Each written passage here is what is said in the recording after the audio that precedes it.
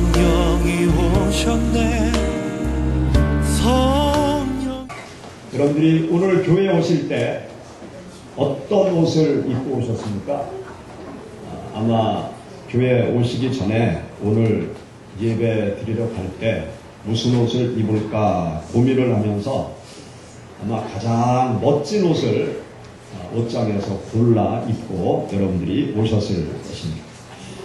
저는 주일날이 되면 어김없이 양복을 입고 아침 일찍 교회로 나옵니다. 우리는 때마다 철마다 장소에 따라 다른 옷을 갈아입으면서 생활을 하고 있습니다. 상황에 맞는 옷을 입으려고 많이 신경을 쓰면서 우리가 옷을 골라 입습니다. 계절이 바뀌면 계절에 맞는 옷을 골라 입습니다. 또 장소가 바뀌면 그 장소에 맞는 옷을 우리가 골라 입어요. 또 만나는 사람에 따라서 또 내 옷을 또 골라서 입고 사람을 만납니다. 또 특별한 행사가 있으면 그 행사에 맞는 또 옷을 골라서 우리가 입고 나가게 됩니다. 이렇게 우리가 여러 가지 옷을 입으면서 생활을 하고 있는데 우리가 입는 옷은 여러 가지 기능과 역할을 하고 있어요. 단순히 그냥 옷을 입는 것으로 끝나는 것이 아닙니다. 옷이라는 것은 우리들의 육체를 보호하는 기능과 역할을 하게 되어서 이 외부 환경으로부터 내 육체를 보호하는 그러한 기능이 있는 것이 옷이죠. 우리나라는 사계절이 있습니다. 그래서 사계절에 따라서 여러 가지 환경이 바뀌기 때문에 계절에 맞게 옷을 잘 입어야 우리가 건강하게 잘 생활을 해 나갈 수가 있습니다. 또 우리가 여러 활동에 따라서 그 활동에 맞는 옷을 입음으로 또 우리들의 몸을 보호하죠.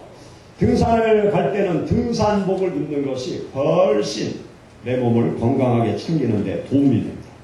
우리 한국은 산이 많아서 그런지 등산복을 요즘 즐겨 입죠.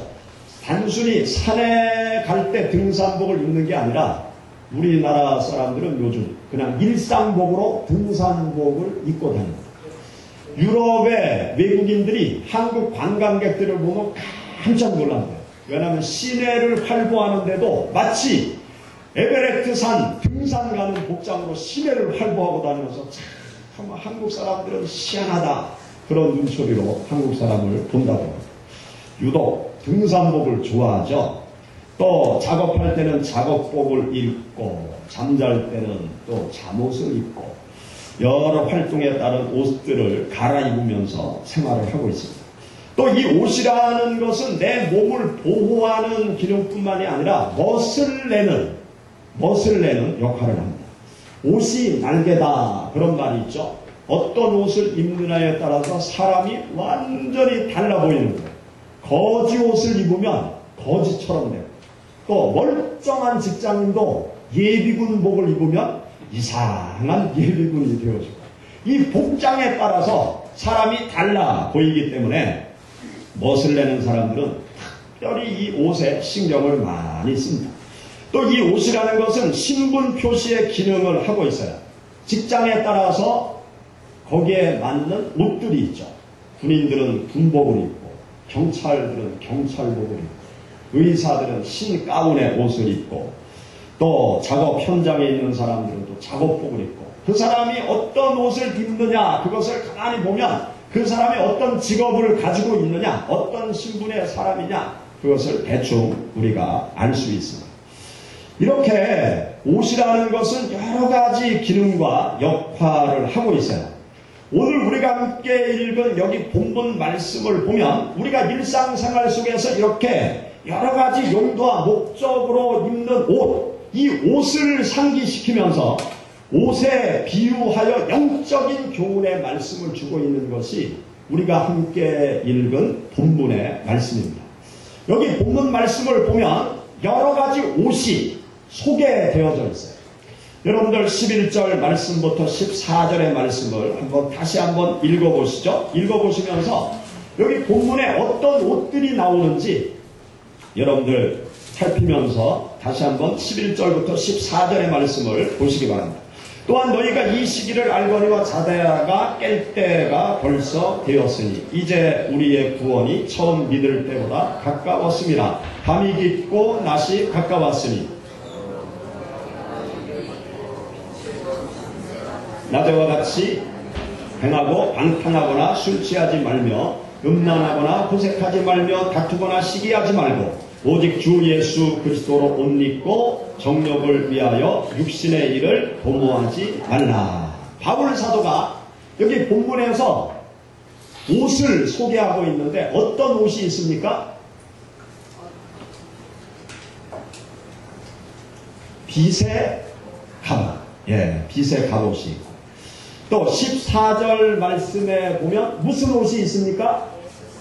그리스도의 옷. 그리스도의 옷이 있어요. 여기 본문 말씀에 그 모든 말씀을 총괄해서 보면 빛의 갑옷, 예수 그리스도의 옷 외에 또 다른 옷이 있어요. 어둠의 옷, 빛의 갑옷, 또 육신의 옷, 예수 그리스도의 옷을 여기 소개하고 있는 것을 보게 되었습니다. 어둠의 옷이 있고 빛의 갑옷이 있고 육신의 옷이 있고 예수 그리스도의 옷이 있음을 서로 대비시키면서 우리들에게 영적인 교훈의 말씀을 주고 있습니다. 예수 그리스도를 믿는 하나님의 자녀들이 입어야 될 옷은 어떤 옷인가 하면 빛의 갑옷을 입어야 된다라고 말씀하고 있고 예수 그리스도의 옷을 입어야 된다라고 말씀하고 있어요. 예수 그리스도를 믿는 사람들이 입지 말아야 될 옷이 있는데 그 옷은 어두움의 옷이고 그 옷은 육신의 옷이라고 말씀하고 있어요. 어두움의 옷, 육신의 옷이 무엇이냐? 13절의 말씀 우리 다 같이 읽어보시죠. 낮에와 같이 단정히 행하고 방탕하거나 술 취하지 말며 음란하거나 호색하지 말며 다투거나 시기하지 말고. 아멘. 여기 보면 방탕의 옷을 입지 말아야 된다. 술 취함의 옷을 입지 말아야 된다. 음란의 옷, 호색의 옷, 다툼의 옷, 시기의 옷을 입지 말고 빛의 갑옷 예수 그리스도의 옷을 입으면서 이 세상을 살아가야 된다. 그렇게 말씀하고 있어요. 성경 말씀을 살펴보면 우리 옷의 이 의복의 역사를 성경 속에서 우리가 찾아볼 수 있습니다. 사실 성경에 나타난 옷의 역사를 살펴보면은요, 태초의 사람들은 옷을 입지 않고 살았어요. 아담과 하와는 전혀 옷을 입지 않고 생활을 했습니다. 옷을 입지 않아도 부끄러움과 수치를 몰랐고요. 아담과 하와가 옷을 입지 않아도 전혀 생활하는데 어려움이 없었어요. 아담과 하와가 생활하던 에덴 동산은 외부의 환경이 옷으로 내 몸을 보호하지 않아도 될 만한 아주 최적의 환경 속에서 사람이 살고 동식물이 살 수 있는 그러한 환경이었기 때문에 아담과 하와는 전혀 옷을 입지 않고 살아도 아무런 문제가 없었습니다. 그런데 창세기 1장, 2장, 3장 말씀을 읽어가다 보면 사람이 죄를 지은 다음부터 이 외부의 환경이 바뀌어지고요. 아담과 하와의 마음의 상태가 바뀌어지게 되었어요. 그래서 벗고 사는 것이 부끄럽게 되었고 벗고 사는 것이 건강에 해로운 그러한 환경이 만들어지기 시작한 것입니다. 그래서 아담과 하와는 옷을 해 입어야 부끄러움을 가릴 수 있었기 때문에 아담과 하와는 인간의 수치와 부끄러움을 감추기 위해서 스스로 아담과 하와가 옷을 만들어 입게 된 것을 보게 됩니다. 아담과 하와가 자신들의 수치와 부끄러움을 가리기 위해서 처음으로 만들어 입은 옷이 있는데 어떤 옷입니까? 나뭇잎으로 옷을 만들어 입었어요. 나뭇잎으로 만든 옷, 그 옷은 오래가지 못했어요. 수분이 다 빠지고 마르게 되니까 그 옷은 다 바스러져 없어져 버리고 말았고 더 이상 인간의 수치를 가릴 수가 없었습니다. 사람들이 만든 옷의 한계를 우리들에게 보여주고 있어요.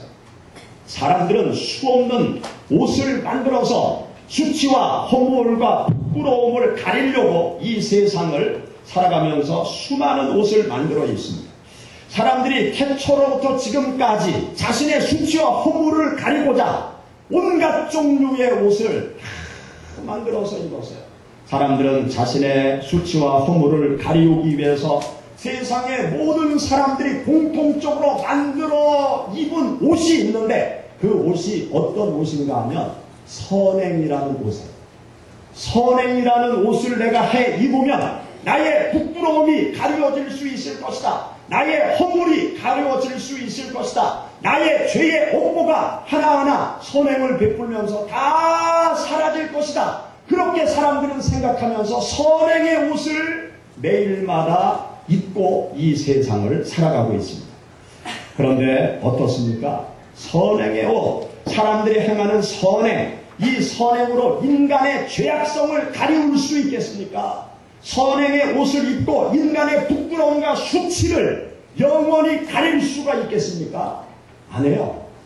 세상 사람들이 행하는 선행을 가만히 살펴보면 시간이 지나갈수록 인간의 탐욕과 부끄러움과 허물이 드러나는 것을 보게 되어집니다. 중국이라는 나라가 전 세계를 향해서 그야말로 용트림을 하면서 하늘로 지금 비상을 하고 있어요. 이 중국의 힘이 너무 막강하게 세계를 향해서 용솟음치니까 미국이라는 나라가 일본하고 손을 잡고 중국을 대항하는 일을 지금 하고 있습니다. 옛날에는 미국 혼자 전 세계를 다 커버했는데 미국이 위기를 느낀 거예요. 그래서 일본과 손을 잡고 중국의 세력을 지금 견제할 정도로 중국이 그야말로 전 세계를 향해서 하늘로 비상하는 용이 되어져 가고 있습니다. 중국이라는 나라가요, 전 세계를 향해서 자신들이 보유하고 있는 막대한 외화를 가지고 전 세계를 향해서 지원을 하고 있어요. 특별히 이 아프리카라는 나라를 향해서 엄청난 자원을 지원하면서요, 아프리카의 대통령들을 매년 자기 나라로 초청해서 아주 큰 잔치를 열고 아프리카 구석구석 다니면서 엄청난 자본, 경제 지원을 이 중국이라는 나라가 하고 있습니다. 왜 그렇습니까? 아프리카를 향한 자신들의 영향력을 확대하기 위해서 그렇게 하는 것이죠. 또 일본이 미국의 세계 안보에 동참하고 있는 것을 우리가 잘 알고 있어요. 세계 안보라는 탈을 쓰고 이 일본이라는 나라가 군사 대국화를 지금 꾀하고 있습니다. 어제 신문에 보니까 2차 세계대전 때 침몰한 항공모함, 준항공모함을 일본이 다시 다 만들어가지고 해군으로 넘겼더라고요. 그래서 진수식을 했더라고요. 이 일본이라는 나라가 미국과 손을 잡고 세계 안보라는 그 명분을 가지고 군사 대국화를 꿈꾸고 있는데, 일본은요, 자기들의 옛날의 과거의 죄를 사죄하지 않고 군사 대국화를 꾀하는 것은 다시금 그러한 일을 하겠다는 의도를 지니고 있는 것입니다. 겉으로는 유엔에 많은 후원금을 내지만 속으로는 딴 마음을 가지고 있는 것이 일본의 세계 지원 활동입니다. 기업들의 사회 봉사를 열심히 하죠. 기업들이, 모든 기업의 핵심 가치가 다 사회 봉사예요. 그런데 사회 봉사를 기업들이 왜 합니까? 자기들의 회사 이미지를 좋게 만들고, 그리고 자기들의 회사 제품을 많이 팔기 위해서 기업들이 사회 봉사를 하는 거예요. 사람들이 행하는 모든 선행, 그 선행이 시간이 지나가면서 나타나는 것은 인간의 탐욕이에요. 국가의 탐욕이 다 드러나는 것을 보게 되어집니다. 사람들이 행하는 선행의 옷, 시간이 지나면 다 말라버리고, 그리고 나중에 드러나는 것은 인간의 탐욕스러운 수치만이 드러나는 것을 보게 되었습니다.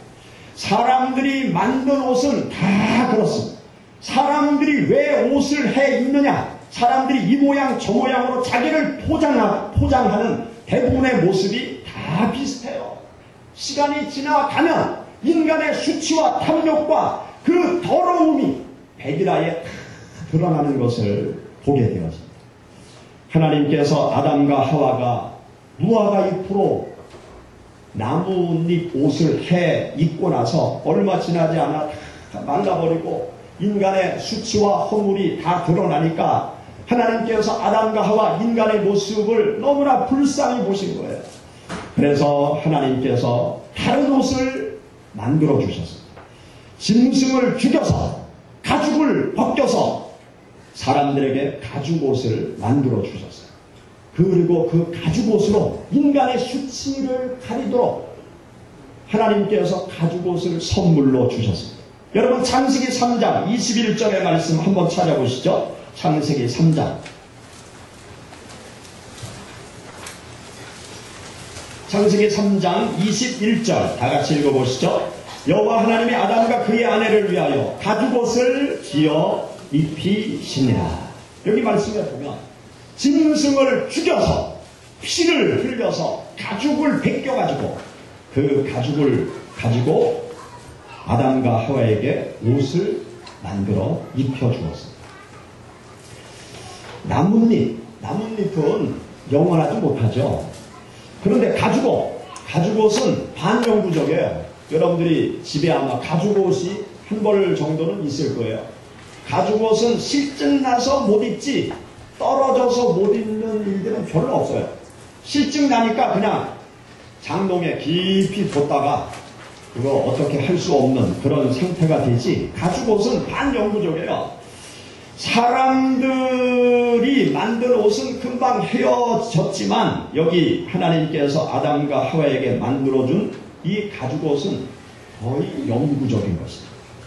우리 인생들의 죄와 허물과 수치를 가리기 위해서 짐승을 죽여서 피를 흘려서 가죽을 벗겨서 그 가죽으로 사람에게 옷을 만들어 주었는데 이것이 무엇을 의미합니까?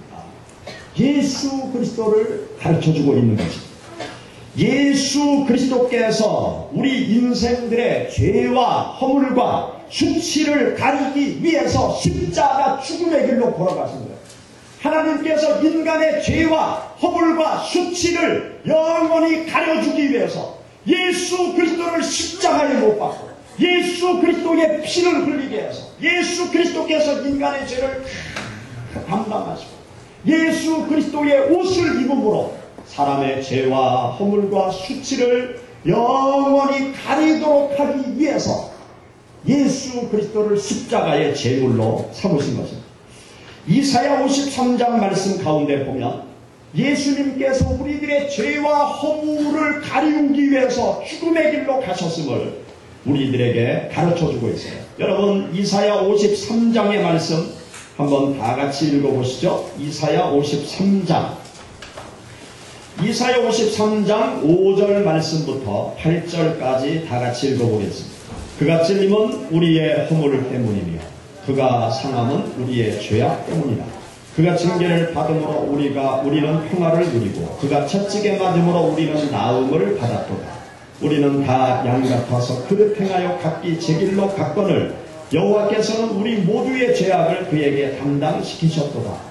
그가 곤욕을 당하여 괴로울 때에도 그의 입을 열지 아니하였으며 마치 도수장으로 끌려가는 어린 양과 털 깎는 자 앞에서 잠잠한 양같이 그의 입을 열지 아니하였도다. 그는 곤욕과 신물을 당하고 끌려갔으나 그 세대 중에 누가 생각하기를 그가 살아있는 자들의 땅에서 끊어지면 마땅히 형벌을 받을 내 백성의 허물 때문이라 하였으리요. 아멘. 에덴 동산에서 아담과 하와의 수치와 허물을 가리우기 위해서 애매하게 짐승이 피 흘려 죽었습니다. 우리 인류의 모든 죄와 허물을 다 가리우기 위해서 하나님께서 예수 그리스도를 희생의 제물로 삼으신 거예요. 예수 그리스도께서 우리의 죄와 허물을 가리우기 위해서 마치 어린 양처럼 도살장으로 끌려가서 우리 모든 인생을 위하여 피 흘려 죽으셨음을 이사야 33장의 말씀에 주고 있습니다. 하나님께서는 예수 그리스도를 제물 삼아 예수 그리스도의 옷을 만들어서 인생들에게 주어 인생들의 죄와 허물을 다 가리우기 위해서 예수 그리스도를 죽음의 길로 가게 하신 것입니다. 예수 그리스도의 옷을 우리들에게 선물로 주기 위해서 예수님을 죽음의 길로 내몰아 세우신 것입니다. 우리 모든 인생들은 예수 그리스도의 옷을 입어야 죄와 허물과 수치를 영원히 가리울 수 있어요.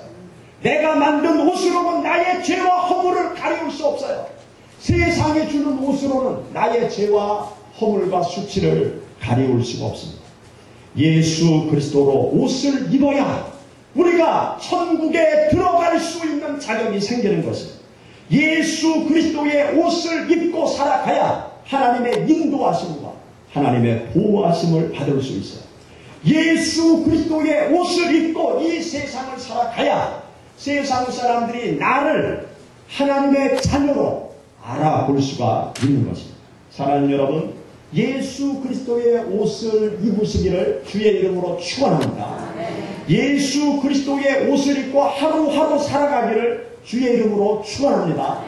예수 그리스도의 옷을 입어야 해요. 예수 그리스도의 옷을 입는다는 것, 빛의 갑옷을 입는다는 것, 이것은 무엇을 말하고 있습니까? 나의 말로, 나의 행동으로 나에게 옷을 입히는 것을 말합니다. 내가 예수 그리스도로 옷 입고 살아간다라는 것은 내 말로, 나의 행동으로 예수 그리스도의 옷을 입어야 되는 것을 말하고 있습니다. 예수님이 원하시는 말을 할 때, 예수님께서 원하시는 행동을 할 때, 예수님께서 성경 말씀을 통해서 우리에게 주시는 그 말씀을 내가 기억하고 예수님의 말씀을 내가 세상에 선포하고 예수님의 말씀대로 하루하루 행동하면서 살아갈 때 세상 사람들이요, 내가 하나님의 자녀인 것을 그때서 비로소 알 수 있습니다. 마치 제복을 입으면 그 사람의 신분과 직업이 무엇인지 알 수 있는 것처럼 내가 예수 그리스도의 말씀을 기억하고 예수님의 말씀대로 말하고 예수님의 말씀대로 행동해 갈 때 그때 비로소 세상 사람들이 나를 보고 예수 믿는 사람이구나, 하나님을 믿는 사람이구나, 그것을 알 수 있는 것입니다. 내가 세상 속에서 침묵하고 있고요, 내가 세상 사람들과 똑같이 행동하면 내가 예수 믿는 사람인 것을 몰라요. 내가 예수 그리스도의 옷을 입고 있다는 것을 몰라요. 내 안에 예수님이 계시다는 것을 몰라요. 내가 침묵하고 세상 사람들과 똑같이 살아가면 나는 어두움의 옷을 입고 있는 사람이에요. 육신의 옷을 입고 있는 사람입니다. 우리 예수 그리스도를 믿는 사람들은 예수 그리스도의 옷을 입고 살아가야 돼요. 예수 그리스도의 옷을 입은 것을 세상 사람들에게 보여줘야 돼요. 보여주는 것은 나의 말과 행동으로 보여줘야 되는 것입니다. 내가 믿지 않는 사람들에게 예수님을 믿으세요, 그렇게 이야기하면요, 불신자들이 금방 나를 알아봐요. 아, 예수쟁이구나. 아, 예수 믿는 사람이구나. 예수님을 믿으라고 말하면 금방 내가 예수님의 옷을 입고 있는 것을 금방 알 수 있습니다. 그런데 복음을 전하지 않으면요, 몰라요. 내가 예수 믿는 사람인지 몰라요. 예수 그리스도의 옷을 입고 있는지 전혀 모르게 되어집니다. 우리는 열심히 복음 전도 활동을 함으로 예수 그리스도의 옷을 입고 살아가요. 제가 서울에 갔다 오다가 대전역에서 택시를 타고 여기 수정 아파트까지 오는데 택시를 딱 탔어요. 택시를 딱 탔는데 기사님이 노래를 틀어놨더라고요. 처음에는 방송인 줄 알았어요. 어떤 노래가 나오는가 하면 안치환의 꽃보다 아름다워. 이 꽃보다 아름다워. 그래서 저는 방송에서 흘러나오는 줄 알았는데 계속해서 안치환의 노래가 계속해서 수정 아파트까지 오면서 계속 안치환의 노래가 나오면서 이 기사님이 아주 심란할 정도로 그러면서 막 운전을 하는데 막 온몸을 들썩들썩 하면서 이 안치환의 노래를 따라 하면서 운전을 하는 거예요. 그래서 제가 가만히 가만히 듣고 있다가 그랬어요. 안치환의 노래를 좋아하시는군요. 제가 그랬어요. 그랬더니 안치환 좋아합니다. 그런데 사람들이 안치환을 좋아한다고 그러면 안치환을 종북 빨갱이 가수라고 얘기를 합니다. 나는 그런 사람들하고 입을 섞지 않습니다. 그러는 거예요. 그러면서 이제 계속 오면서 제가 이제 한 발짝 더 나갔어요. 뭐라고 그랬는가 하면 안치환의 노래를 들어보면 참 멜로디도 좋지만 가사가 좋은 것 같다고. 그랬더니 이 양반이 그럼요 그러면서 이제 열변을 토하기 시작하는 거예요.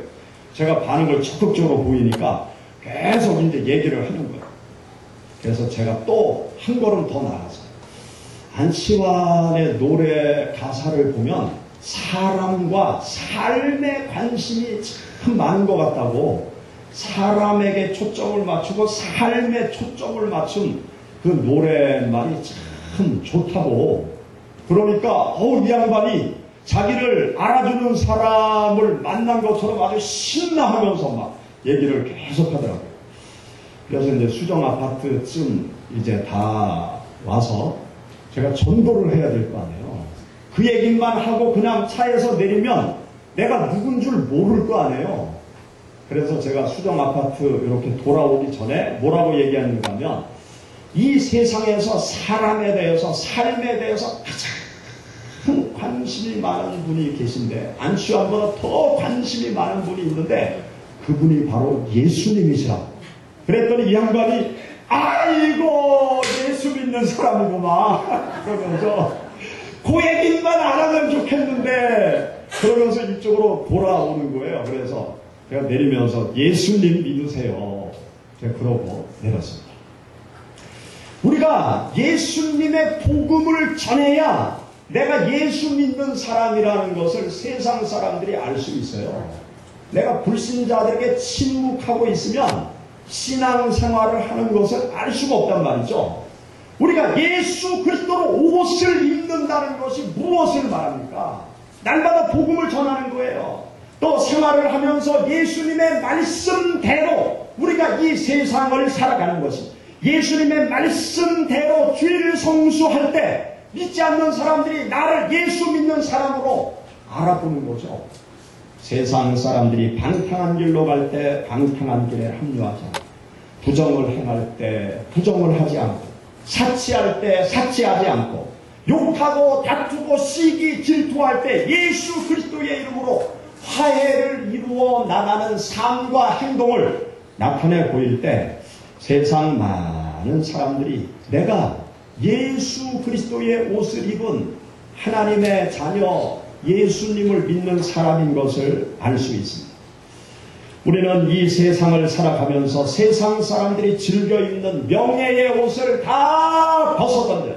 사치의 옷, 허영의 옷, 과시의 옷을 다 벗어던져야 돼요. 이런 옷은 조금만 지나면 인간의 탐욕과 수치와 허물만 백일하에 드러낼 뿐 아무 소용이 없습니다. 우리는 예수 그리스도의 옷을 입어야 합니다. 여기 본문 말씀 12절, 11절, 12절 말씀을 보면 바울 사도가 예수 그리스도의 옷을 입으라고 말씀할 때 무엇을 염두에 두고 너희는 예수 그리스도의 옷을 입으라고 말씀하고 있는가 하면 종말을 염두에 두고 예수 그리스도의 옷을 입으라고 말씀하고 있어요. 여러분 11절, 12절 말씀 우리 다 같이 읽어보시죠. 또한 너희가 이 시기를 알거니와 자다가 깰 때가 벌써 되었으니 이는 이제 가까웠습니다. 밤이 깊고 낮이 가까웠으니. 아멘. 여기 말씀에 보면 자다가 깰 때가 벌써 되었다. 이제 우리의 구원이 처음 믿을 때보다 가까웠다. 이 말은요, 종말이 가까웠다. 성경시대 당시 바울 사도와 예수님의 제자들은요, 자기의 생전에 예수님께서 재림할 것이라는 믿음과 확신을 가지고 있었어요. 그래서 우리가 많은 환난과 고통을 받지만 머지않아 주님께서 재림하셔서 주님의 나라를 세우실 것이다. 이 땅에 그 믿음과 확신을 가지고 주님을 위해서 생명을 바쳐서 주님의 복음을 증거하고 주님의 뜻대로 살아가려고 했어요. 또 주님의 제자들은 혹여 주님이 오지 않는다 할지라도 우리가 조금 후면 죽음의 문을 지나서 주님 앞에 다 서게 될 터이니 주님의 옷을 입고 주님의 뜻대로 복음을 증거하면서 살아가야 된다. 그렇게 초대교회 성도들은 생각을 했던 것입니다. 사랑하는 여러분, 우리 모두도 종말 앞에 서 있는 사람들이에요. 주님의 재림의 종말이 우리들에게 가까이 다가오고 있고요. 개인의 죽음의 종말을 향해서 우리가 가까이 나아가고 있습니다. 우리 개인들은 개인의 죽음의 종말을 피할 수 없어요. 주님의 재림의 종말을 피할 수 없어요. 우리가 함께 예배드리는 성도들 가운데도요, 여러 사람들이 먼저 천국에 갔잖아요. 여기 함께 앉아서 예배 드리는 분들 중에 천국에 가신 분들이 계시잖아요. 오늘날 안 나오셔서 보니까 천국에 가셨다는 거예요. 우리 모두의 마지막 삶이 다 똑같습니다. 주님 앞에 언젠가는 서야 돼요. 주님 앞에 서야 되는데 주님 앞에 서는 날 우리가 무슨 옷을 입고 있을까요? 예수 그리스도의 옷을 입고 서 있어야 돼요. 예수 그리스도의 옷을 입고 예수 그리스도의 옷을 입고 살아가고 주님 앞에 예수 그리스도의 옷을 입고 서 있을 때 주님 앞에 잘했다 칭찬받는 하나님의 자녀들이 되어질 수 있는 것입니다. 사랑하는 여러분, 나의 종말이 다가오기 전 예수 그리스도를 마음속에 모셔드리고 예수 그리스도의 가르침을 내 마음에 받아들이고 예수 그리스도의 옷을 입고 주께서 기뻐하시는 길을 걸어가시기를 주의 이름으로 축원합니다. 같이 기도하겠습니다. 성령이 오셨네.